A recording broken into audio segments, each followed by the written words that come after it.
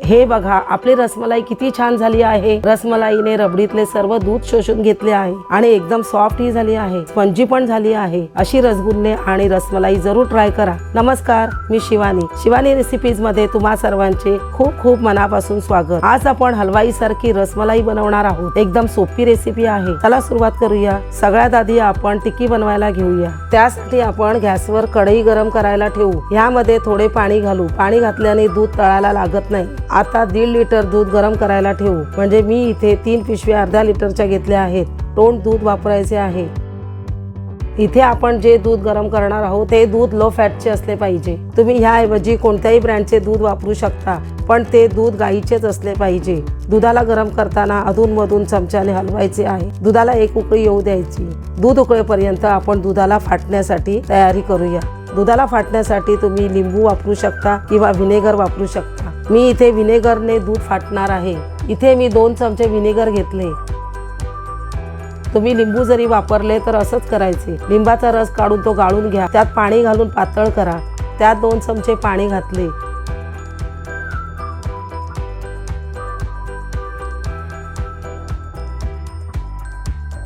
आता आपले दुधाला उकळी आली आहे का ते पाहूया।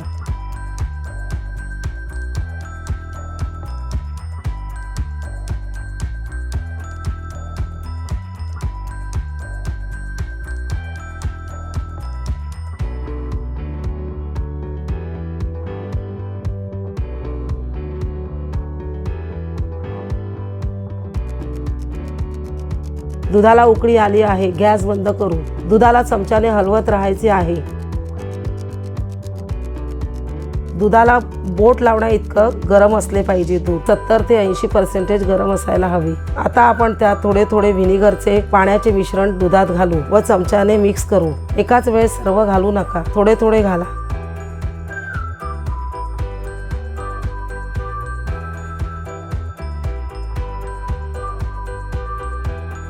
जोपर्यंत पाणी वेगळे होत नाही, पाण्याला रंग हिरवा आला पाहिजे। यावेळेस आपले दूध व्यवस्थित फाटलेले आहे असे समजावे।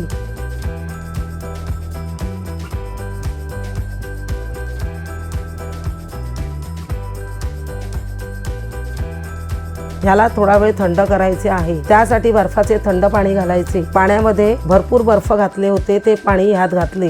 हे जर भरपूर वेळ गरम राहिले तर आपले पनीर रबरासारखे बनेल। थोडं थंड झाले आहे, त्याला आपण गाळणीने गाळून घेऊया। तर हे गाळण्यासाठी ह्याला एक भांडे घेतले। त्यावर गाळणी ठेवली। त्यावर एक सुती कपडा ठेवला। ह्याच्यावर आपण हे छेनाचं पाणी घालू, म्हणजेच पाणी आणि छेना वेगवेगळा होतो।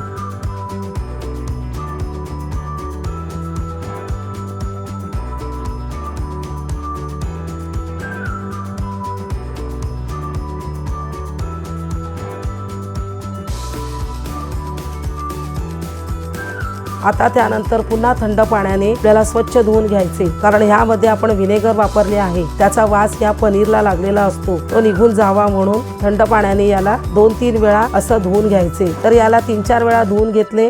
चांगले घट्ट पिळून घ्यायचे। जितकं शक्य होईल तितकं घट्ट पिळून घ्यायचे। यामध्ये आपल्याला जास्त पाणी ठेवायचे नाही, नाहीतर टिक्की व्यवस्थित होणार नाही।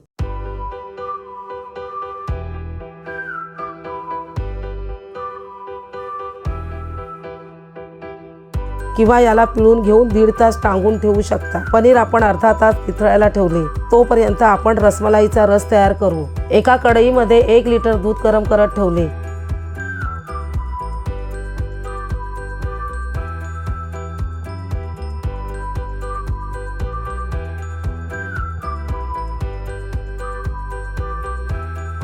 दूध गरम झाल्यावर त्यात थोडे केसर घातले।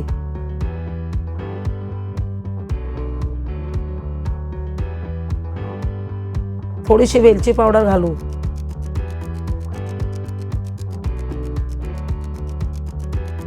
थोडे पातळ काप केलेले पिस्ता बदाम घालू। पिस्ता बदाम तुमच्या आवडीनुसार घालू शकता। मला पिस्ता बदाम खूप आवडतात म्हणून मी जास्त घातले। हे सर्व मिक्स केले। थोडासा येलो फूड कलर घालूया। कलर घालणे पूर्णपणे ऑप्शनल आहे।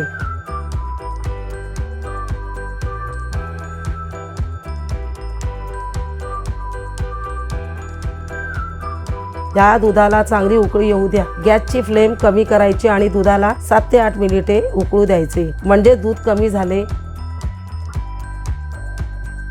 आता त्यात 100 ग्रॅम साखर घालू। साखरेचे प्रमाण तुम्ही तुमच्या आवडीनुसार कमी जास्त करू शकता। साखर घातल्यानंतर दूध थोडे पातळ होते, त्यामुळे थोडा वेळ दूध आटवायचे आहे। रबडीला एकदम पाण्यासारखे ठेवायचे आहे। घट्ट ठेवली तर आपले रसगुल्ले ॲब्झॉर्ब करणार नाही, म्हणजे रबडी रसगुल्ल्यात जाणार नाही। आपली रबडी तयार आहे। इकडे आपले पनीर चांगले निथळलं गेलेलं आहे, अजिबात पाणी त्यात राहिलेलं नाही। हलकं मॉइश्चर असावं, खूप ओलसर नको। ह्याला चांगले मळून घ्यायचे। मळण्यासाठी शक्यतो परात किंवा पसरट ताट वापरायचे। तर सगळं पनीर एकत्र न मळता छोटे छोटे भाग करून मळून घ्यायचे आहे। मळत असताना आपण भाकरीचे पीठ कसं मळतो, तळ हाताने परातीला घासून अगदी तसंच त्याला घासून घ्यायचे। त्यामुळे ह्यातील दाणेदार टेक्स्चर निघून जाऊन चांगलं मऊसूत टेक्स्चर निघून बाइंडिंग चांगले होते।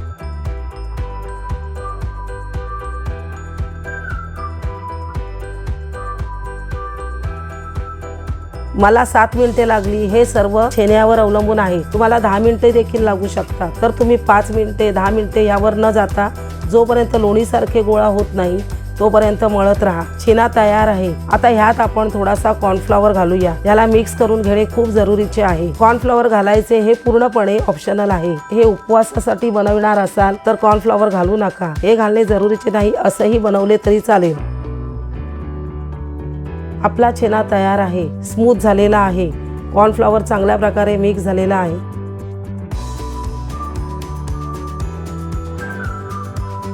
याचे आपण छोटे छोटे पीसेस करून घेऊया। रसमलाई बनवण्यासाठी दोन्ही हातामध्ये एक गोळा घेऊन फिरवून दाबून घ्यायचे। टिक्की बनवत असताना खूप मोठ्या बनवायच्या नाहीत, कारण पाण्यामध्ये उकळल्यानंतर त्याचा आकार वाढतो। शिवाय रस शोषून घेतल्यानंतर पुन्हा त्या फुलतात, त्यामुळे टिक्की बनवताना त्या छोट्याच आकाराच्या बनवा। टिक्की बनवण्यासाठी दोन्ही हातामध्ये एक गोळा घेऊन असं दाबून गोल गोल फिरवून दाबून घ्यायचे। असेच मी सर्व बनवून घेते। सर्व बनवून तयार आहेत। ह्या टिक्कीज आपल्याला साखरेच्या पाण्यात उकळवून घ्यायच्या आहेत। त्यासाठी एका पसरट कढईमध्ये मी 5 कप पाणी घेतले। मी ज्या वाटीने पाणी मोजून घेतले त्याच वाटीने 1.25 कप साखर घातली। साखरेच्या चौपट आपल्याला पाणी घालायचे। पाण्याचे प्रमाण साखरेच्या चौपटच ठेवायचे, कमी किंवा जास्त घ्यायचे नाही। आता गॅस मोठाच करायचा। झाकण ठेवून पाण्याला चांगली उकळी येऊ द्यायची। झाकण नाही ठेवले तरी चालेल। साखरेच्या पाण्याला चांगली उकळी काढायची। साखरेच्या पाण्याला चांगली खळखळून उकळी आली की गॅस मोठा ठेवायचा, कमी करायचा नाही, आणि टिक्की एक एक करून पाण्यामध्ये सोडायच्या। सगळ्या टिक्की एका वेळीच टाकायच्या नाही, एक एक करून सोडायची। सुरुवातीला 4 ते 5 मिनिटे मोठ्या गॅसवर याला उकळवून घ्यायचं। 4 ते 5 मिनिटं झाले की गॅस मोठाच ठेवायचा, कमी करायचा नाही।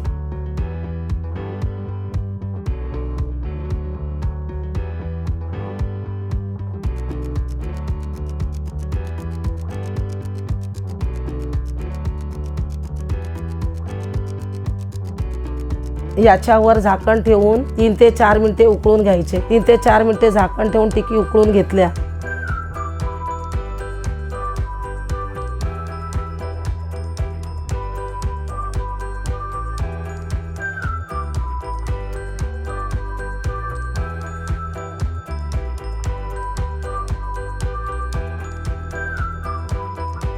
एक एक करून सगळ्या टिक्की मी उलटून घेतल्या। आता पुन्हा आपल्याला गॅस मोठाच ठेवायचा।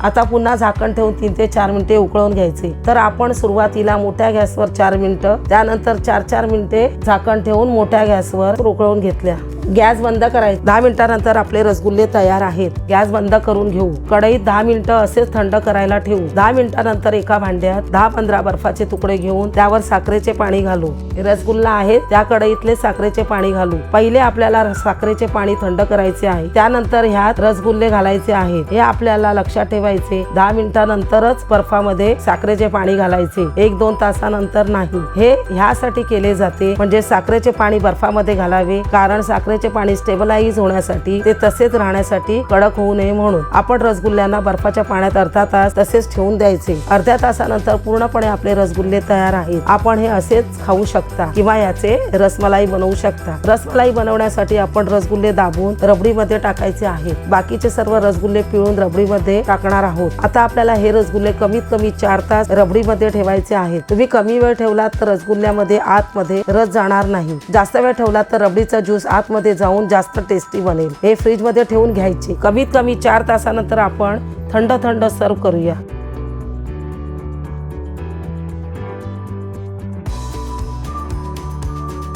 तुम्ही बघू शकता मी बाउलमध्ये सर्व करते। तुम्ही कोणतेही भांडे वापरू शकता। ही आपली रसमलाई तयार आहे। सॉफ्ट झाली आहे, स्पंजी झाली आहे। रसगुल्ला पूर्णपणे रबडीमध्ये ॲब्झॉर्ब झाला आहे।